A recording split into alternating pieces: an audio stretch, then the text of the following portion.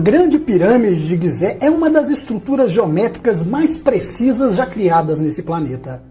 É muito fácil encontrar informações em revistas e livros, porém, temos profissionais que dedicaram vidas inteiras formulando teorias para explicar sua construção e finalidade. A base dos estudos sempre foram os hieróglifos, porém, ao contrário do que se pensava, eles estão apenas do lado de fora da pirâmide. De fato, não há nada escrito ou sinalizado, além de existirem poucas pistas sobre seu surgimento que permanece um grande mistério. O astrônomo britânico Charles Piazzi Smith criou uma teoria interessante.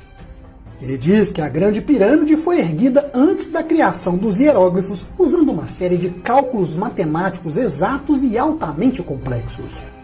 Por outro lado, para Hermann, engenheiro estudioso das ciências secretas dos antigos egípcios, a construção da pirâmide se deve ao raio da estrela Vega, que penetrou em seus corredores até chegar ao fundo. Vega é uma das estrelas mais próximas do nosso Sol e há 14 mil anos era uma estrela polar, ou seja, data anterior da existência da escrita hieróglifa. No entanto, embora a data de sua construção possa ser debatida por anos, uma coisa é flagrantemente clara. O topo ou cume da pirâmide tinha uma pedra e ela não está lá mais. O Antigo Egito era chamada de Bem-Bem e era o objeto mais sagrado dentro do templo em Heliópolis.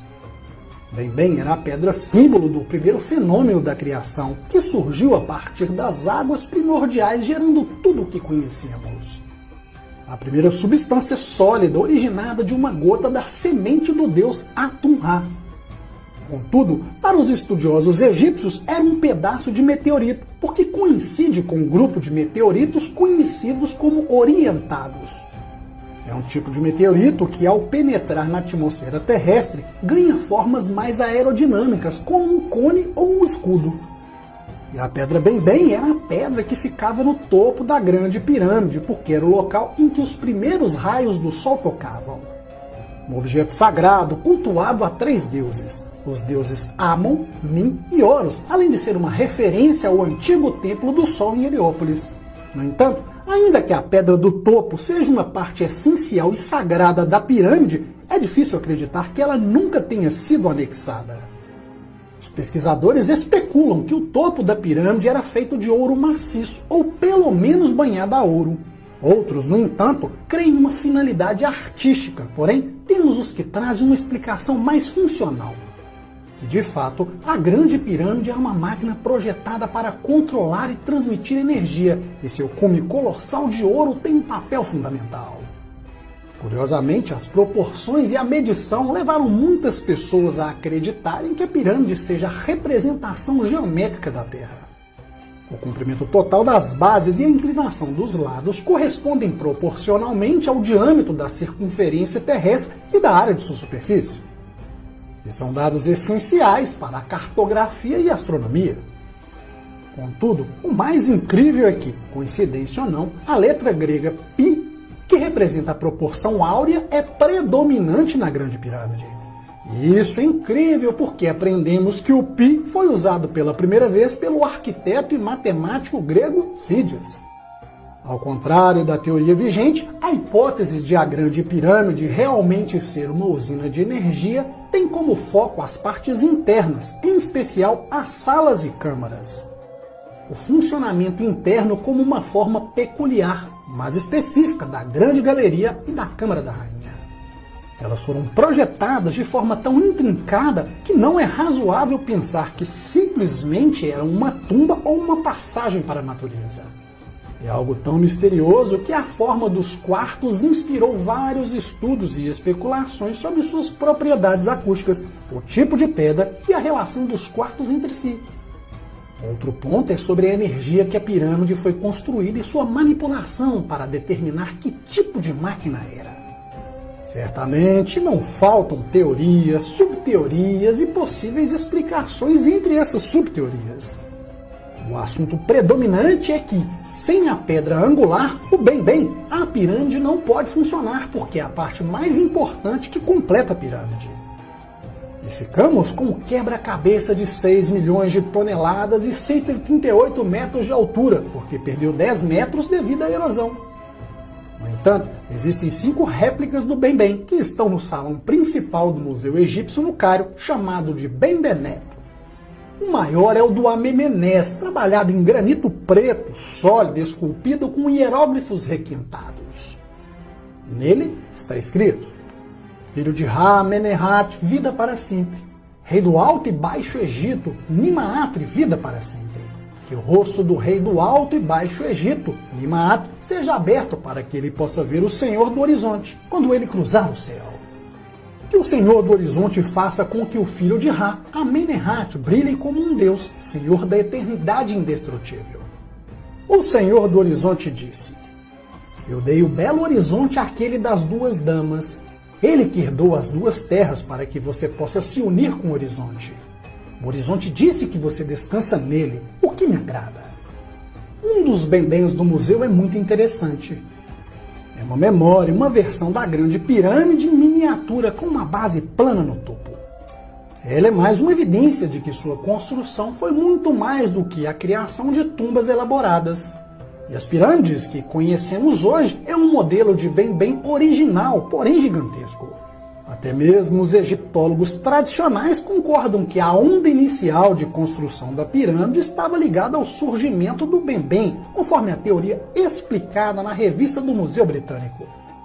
Vários foram os historiadores que descreveram que o bem-bem foi erguido em direção ao céu. Ele estava sob um amplo pilar, semelhante a um obelisco, cuja coluna era conhecida pelos egípcios como um divisor do céu. O mais interessante é que o retrato de Bem-Bem foi estilizado de 2 maneiras.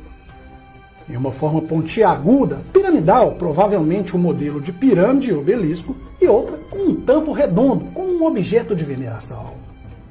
Ao que parece, a grande pirâmide foi claramente criada para acomodar o Bem-Bem, ou esse meteorito, porém, em um ponto mais alto. Quando o Bem-Bem foi colocado no topo, de alguma forma misteriosa, ativou o efeito da pirâmide e sua força invisível. Como consequência, a pirâmide foi girada, ou seja, o Bem-Bem pode ter funcionado como um catalisador para energizar as câmaras internas. No entanto, agora temos algo mais interessante. Quando os sacerdotes egípcios informaram a Heródoto que a grande pirâmide foi construída de cima para baixo, estavam dizendo que o Bem-Bem veio primeiro, forneceu os ângulos exatos e necessários para construir a pirâmide, até que a estrutura principal fosse construída. Ou seja, o Bem-Bem menor foi colocado no topo do Bem-Bem maior. A grande pirâmide é, sem dúvidas, uma pirâmide verdadeira. E os registros do tempo demonstram que ela ficou sem o seu Bem-Bem por pelo menos 4.000 anos, nos tempos de Shurushat I. Como o Bem-Bem estava a poucos quilômetros e um grande pilar em Heliópolis, se tornou o primeiro obelisco da história da humanidade. A primeira estrutura pontiaguda com a base quadrada que alcançou o céu. Se considerarmos o tempo de vida dos faraós calculado pelos egiptólogos tradicionais, é possível determinar que algo incomum aconteceu ao Bem-Bem, que acabou por restaurar a cidade sagrada de Heliópolis. Em 1920 a.C., o faraó Sesostris I restaurou a cidade sagrada de Heliópolis. Ele disse que o Bem-Bem foi removido e que pediu pessoalmente uma inscrição a ser gravada em uma estela para que fosse lembrada para sempre. E lá se lia: meu belo Bem-Bem será lembrado nesta casa. Meu nome é Bem-Bem. Há uma conexão direta entre a forma interna do espaço dentro da pirâmide e um processo particular acontecendo dentro daquele espaço. Isso foi confirmado como um modelo transparente da grande pirâmide. Sempre que a luz incide sobre a pirâmide de vidro construída na escala exata da grande pirâmide, ocorre um efeito conhecido como a serpente do arco-íris. Quando a serpente de luz é produzida, ela fornece um tipo de força ou energia que faz a espiral de luz invisível na rocha, porém é claramente visível no material transparente. Isso porque há uma serpente enrolada na grande pirâmide. Fica claro que o antigo sacerdócio egípcio realmente quis dizer o que disse. O sacerdócio faz uma referência direta a uma força espiral invisível, trabalhando dentro da grande pirâmide, exatamente como a espiral de luz ou a serpente, como era chamada. Isso explica precisamente que, originalmente, o bem-bem era uma estrutura piramidal, funcionando como um ponto focal para reunir, converter e dispersar a luz do Sol em energia. Essa luz é projetada profundamente no coração da pirâmide, ou seja, o bem-bem era um gerador infinito colocado em um local onde o Sol brilha quase todos os dias do ano. Ela agia como um projetor autoalimentado e não apenas como um receptor de luz em forma de pirâmide. Aparentemente, o bem-bem foi concebido como um sistema de amplificação para ativar a energia dentro das câmaras e das passagens. Então, quando o Sol refletia sobre ele, a luz criava uma grande serpente arco-íris, porém que podia ser vista a quilômetros de distância. Isso porque a forma da pirâmide era o único meio de criar a serpente em forma de arco-íris. E como sabemos, a serpente se tornou um dos símbolos mais importantes dos egípcios, presente no Livro dos Mortos e ensinados aos iniciados das escolas de mistério. Eles acreditavam que ao morrer trocavam de pele, assim como a serpente, ou seja, ressuscitariam em forma de luz seu corpo espiritual. E essa era a essência fundamental do processo iniciático. As pedras que duram para sempre estão escritas essas palavras notáveis. Granizo brilhando acima do templo dos deuses em forma visível, girando acima do templo branco na areia. Além do que foi representado no livro de Enoque, se aproxima da grande estrutura. Ela era de cristal, contendo línguas de fogo, e as paredes oblíquas cobertas com um mosaico e uma base também de cristal. Mais tarde, no livro de Enoque, essa estrutura é relacionada com uma joia radiante sagrada. Uma descrição interessante que apoia a história tibetana do bem-bem, rodeada por esplendorosos raios de luz.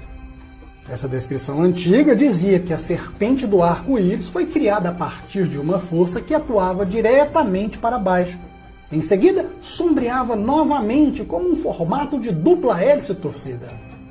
Era uma espiral como o nosso DNA, a sequência Fibonacci, porém radiante, entrelaçada de luz vertical, que refletia como um espelho duplo. Era a geometria sagrada. Se inscreva no canal, compartilhe esse vídeo para fortalecer a nossa amizade. Um forte abraço e até mais.